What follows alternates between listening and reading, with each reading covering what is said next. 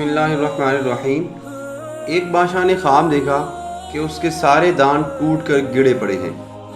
بادشاہ نے ایک مفسر کو بلوا کر اس سے اپنا خواب سنایا۔ مفسر نے بادشاہ سے کہا، بادشاہ سلامت، اس کی تعبیر یہ بنتی ہے کہ آپ کے سارے گھر والے آپ کے سامنے مریں گے۔ بادشاہ کو بہت غصہ آیا اور اس نے خواب کی تعبیر بتانے والے کو قتل کروا دیا۔ پھر ایک اور مفسر کو جو کہ خواب کی تعبیر بتانے والا تھا اس کو بلوایا گیا۔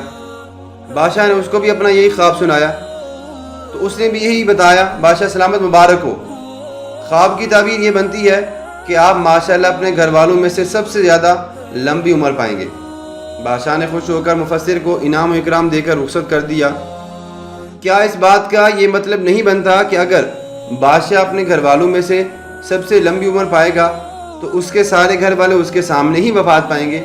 جی، مطلب تو یہی بنتا ہے، مگر بات میں اور الفاظ میں بڑا فرق ہے۔ وہ پہلے والا جو بتانے والا تھا وہ کسی اور طریقے سے بتا رہا تھا۔ آپ کا بولا گیا ایک ایک لفظ کسی دوسرے کے لیے مرہم بھی بن سکتا ہے، اور آپ کا بولا گیا ایک ایک لفظ کسی دوسرے کے لیے زخم بھی بن سکتا ہے۔ اب آپ کو سوچنا ہے کہ آپ نے کیا کرنا ہے، اختیار آپ کے ہاتھ میں ہے۔